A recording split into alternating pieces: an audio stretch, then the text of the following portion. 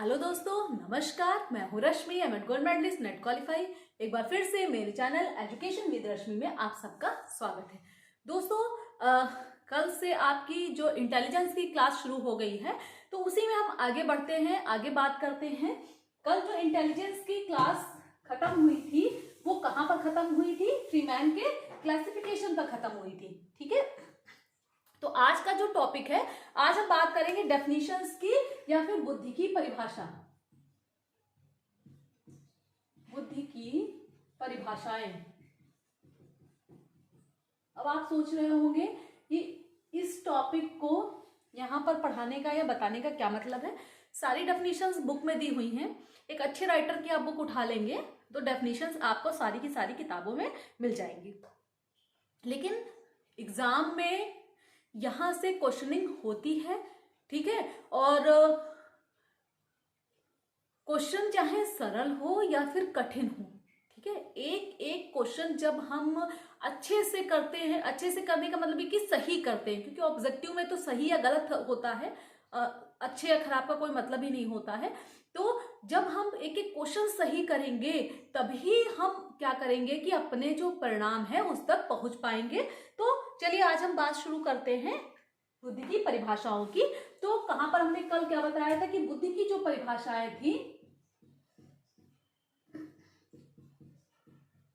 Freeman का वर्गीकरण, ठीक है, फ्रीमैन जो एक मनोवैज्ञानिक हुए, इन्होंने क्या किया कि बुद्धि की परिभाषाओं का क्लासिफिकेशन किया या वर्गीकरण किया, और तीन मुख्य जो इनके वर्गीकरण जो बताए। पहला, समायोजन की योग्यता के रूप में बुद्धि, समायोजन की योग्यता के रूप में बुद्धि, ठीक है। समायोजन यानी कि adjustment, intelligence as an ability of to adjustment, यानी कि सीधा का सीधा मतलब क्या है कि जो व्यक्ति किसी भी परिस्थिति में, किसी भी परिस्थिति में, ठीक है, कोई भी व्यक्ति किसी भी परिस्थिति में, ठीक है, परिस्थिति कैसी है, अच्छी है, बुरी है, नहीं है, ठीक है, किसी भी तरीके की परिस्थिति में क्या करता है, एडजस्टमेंट की एबिलिटी उसमें होती है, या फिर खुद को एडजस्ट करने की योग्यता होती है उसमें, कि परिस्थितियां चाहे अच्छी हो, बुरी हो और नहीं हो, ठीक है। ऐसा नहीं है कि हर बार परिस्थिति बुरी ही हो या अच्छी ही हो, ठीक है, और बुरी परिस्थितियों में ही हमको एडजस्ट करना है, कभी कभी अच्छी परिस्थिति में भी हमें खुद को क्या करना होता है, एडजस्ट करना होता है, खुद को का समायोजन करना होता है, ठीक है। तो बुद्धि का जो समायोजन करने की योग्यता के रूप में बुद्धि है, इस जो भाग की जो परिभाषाएं हैं उनमें क्या बताया गया कि बुद्धि वह योग्यता है जिसमें व्यक्ति क्या है, अपने व्यवहार को, किसको, अपने व्यवहार को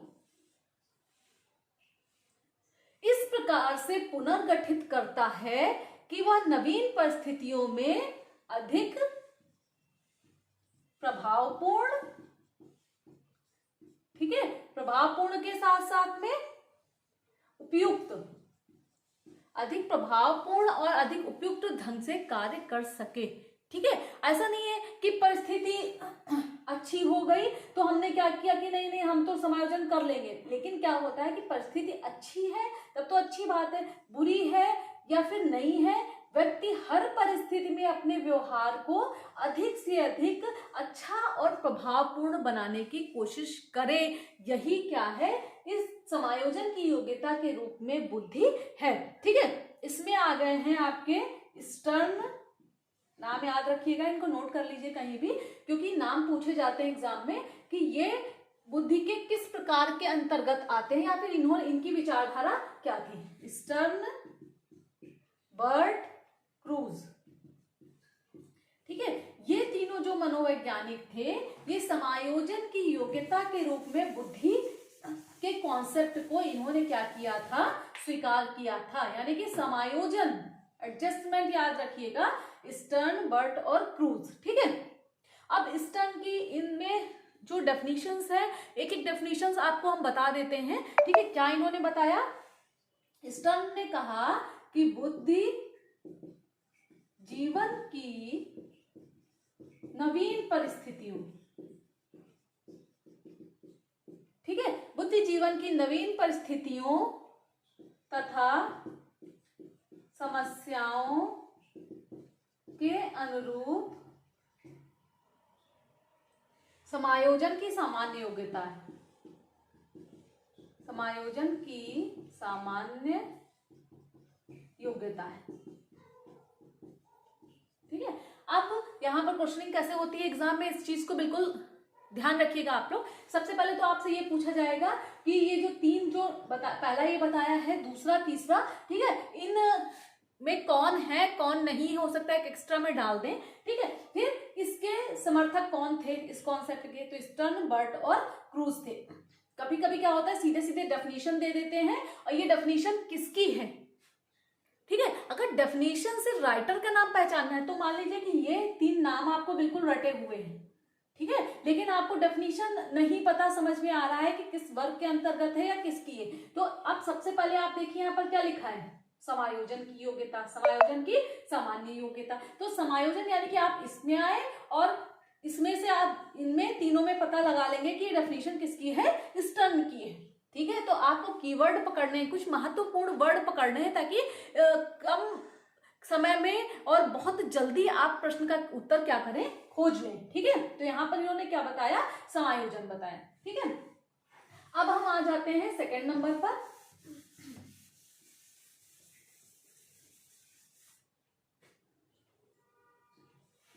सेकंड नंबर की जो डेफिनेशन थी, सीखने की योग्यता के रूप में बुद्धि, सीखने की योग्यता के रूप में बुद्धि। Intelligence is the ability to learn. ठीक है, सीखने की योग्यता। ठीक है, अब सीखने की योग्यता, सीखता तो हर व्यक्ति है।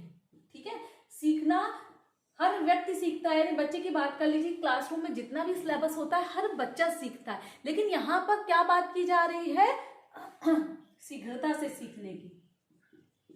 इससे शीघ्रता से सीखना यानी कि जल्दी सीखना। कोई बच्चा बहुत धीरे धीरे सीखता है, कोई बच्चा एक बात बताई जाए तुरंत ही उसको क्या कर लेता है, सीख लेता है। तो बुद्धि क्या कह रही है, सीखने की योग्यता के रूप में बुद्धि का जो कॉन्सेप्ट है इसमें क्लियर किया गया है कि सीखने की योग्यता क्या है, बहुत जल्दी से सीखना कोई भी कॉन्सेप्ट,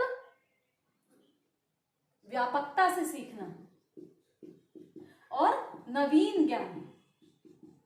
ठीक है, जो नया ज्ञान यानी नई चीज आपके सामने एकदम से उसको क्या करना, प्राप्त करना, यानी कि कुछ भी नया आया आपको उसको सीखने की। यानी बहुत से लोग ऐसे होते हैं, अरे इसका कोई काम नहीं है, इसको हम क्यों सीखें, इसकी कोई जरूरत नहीं है। लेकिन इस कॉन्सेप्ट में क्लियर किया गया, यानी इस तरीके की जो परिभाषाएं थी, ये वर्ग जो है सीखने की योग्यता वाला वर्ग, इसमें क्या बताया गया कि बच्चा कोई भी कॉन्सेप्ट बहुत जल्दी सीखे, व्यापकता से सीखे और नवीन ज्ञान जो भी उसके सामने आ रहा हो उसको तुरंत वो क्या करे, सीख ले। ऐसे व्यक्ति क्या होते हैं, इस वर्ग के अंतर्गत आते हैं। अब इसमें जो दो नाम आते हैं वो है बकिंघम,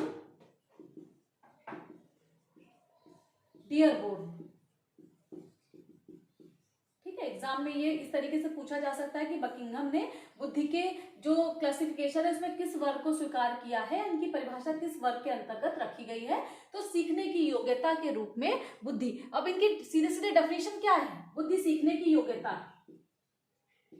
बुद्धि सीखने की योग्यता, इनकी डेफिनेशन बहुत पूछी जाती है एग्जाम में, छोटी सी डेफिनेशन है। ठीक है, बुद्धि सीखने की क्या है, योग्यता है। Intelligence is ability to learn. ठीक है, बुद्धि सीखने की योग्यता है। ठीक, अब हम आ जाते हैं थर्ड नंबर पर।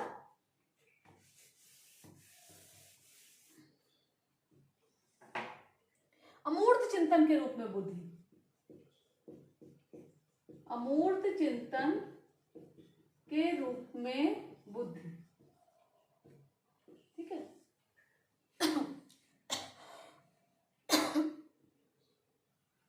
Intelligence as a ability to think abstractly, ठीक है, अमूर्त चिंतन करना, यानी कि कुछ चीजें जो हमारे सामने समझ लीजिए कि है नहीं है, ठीक है, लेकिन फिर भी क्या कर रहे हैं, हम उनके बारे में सोच रहे हैं।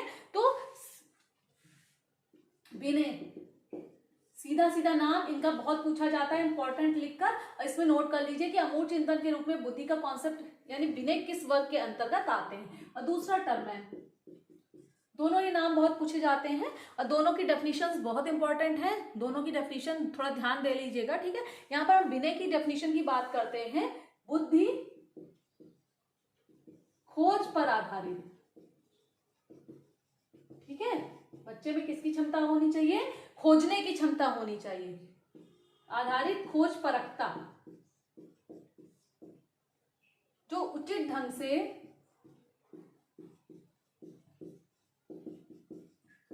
तर्क करना,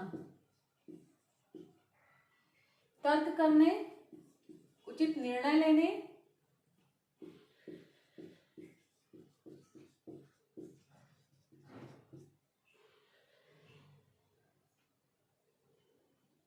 के रूप में व्यक्त की जाती है,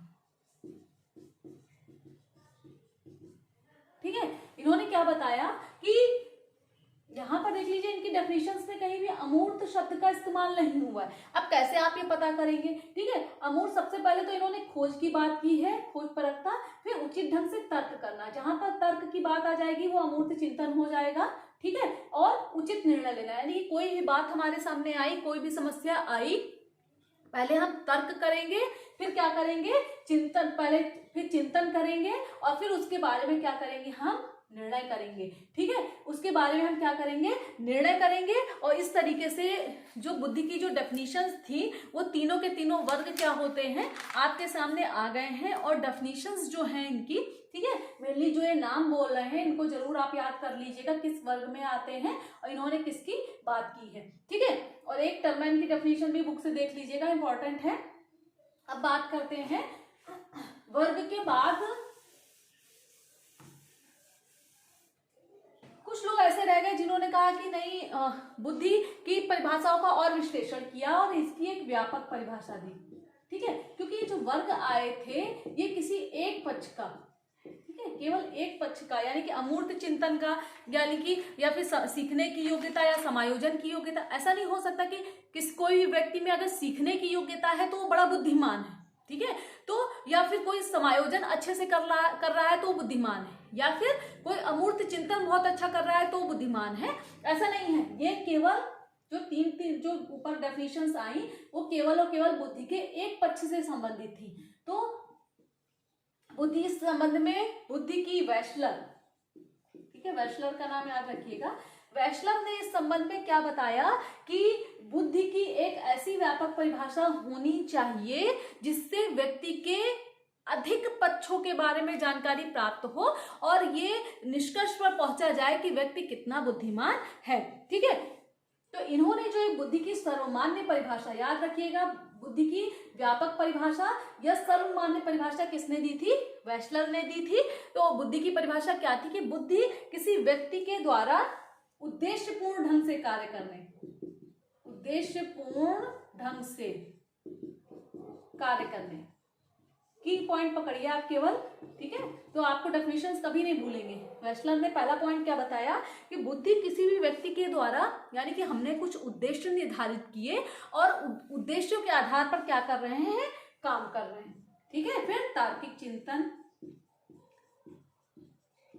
ठीक है, तार्किक चिंतन कौन से उसमें आ रहा था, तीसरे में, यानी अमूर्त चिंतन में तार्किक चिंतन आ रहा था। इन्होंने तार्किक चिंतन की बात की, तार्किक चिंतन करने तथा वातावरण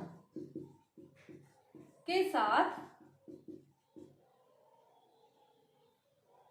प्रभावपूर्ण ढंग से समायोजन करने, ठीक है। अब वैश्लर की डेफिनेशन आप कहोगे इतनी लंबी है कैसे याद करें, तो जो की पॉइंट बता दिए हैं, ठीक है। सबसे पहले कि बुद्धि किसी भी व्यक्ति द्वारा उद्देश्यपूर्ण ढंग से कार्य करने तार्किक चिंतन करने और अपने वातावरण के साथ प्रभावपूर्ण ढंग से समायोजन करने की क्या है, योग्यता है या फिर क्षमता है। ठीक है, यही वेशलर की डेफिनेशन है और ये सामान्य परिभाषा थी बुद्धि की। ठीक है, तो इसमें इन्होंने तीनों पक्षों को ले लिया और एक परिभाषा बता दी। तो परिभाषाओं का जो टॉपिक है, जो चैप्टर है, वो इतना ही है। और उसमें क्वेश्चनिंग में ध्यान रखिएगा, तीन जो पक्ष हैं, किसका क्लासिफिकेशन था, फ्रीमैन का था। बुद्धि के तीन पक्ष और तीनों में किसकी किसकी डेफिनेशंस हैं और उनके की पॉइंट क्या हैं, ये आपको याद करने हैं, क्योंकि डेफिनेशन पूछी जाती है, इंटेलिजेंस की बहुत पूछी जाती है। ठीक है, और फिर जो सर्वमान्य परिभाषा या व्यापक परिभाषा थी, किसने दी थी, वो वेशलर ने दी थी। और ये संपूर्ण व्यक्तित्व के पक्षों पर बल देती है या फिर उस पर अपने विचार व्यक्त करती है। ठीक है, अब हम फिर बात करेंगे अगले क्लास में बुद्धि के प्रकार किसने दिए, कौन कौन से प्रकार होते हैं, इंपॉर्टेंट है, पूछा जाता है और लेकिन सरल टॉपिक है। ठीक है, और फिर बुद्धि को प्रभावित करने वाले कारक, फिर हम सिद्धांत पर आएंगे। ठीक है, आज के लिए बस इतना ही। अगर कोई समस्या आपको अभी तक जितने भी क्लास हुए हैं उनसे संबंधित कोई भी समस्या हो तो प्लीज कमेंट बॉक्स में जरूर बताएं और वीडियो को लाइक करें, चैनल को सब्सक्राइब करें और बेल आइकन जरूर प्रेस करें ताकि नोटिफिकेशन तुरंत आप तक पहुंच जाए। आज के लिए बस इतना ही, धन्यवाद।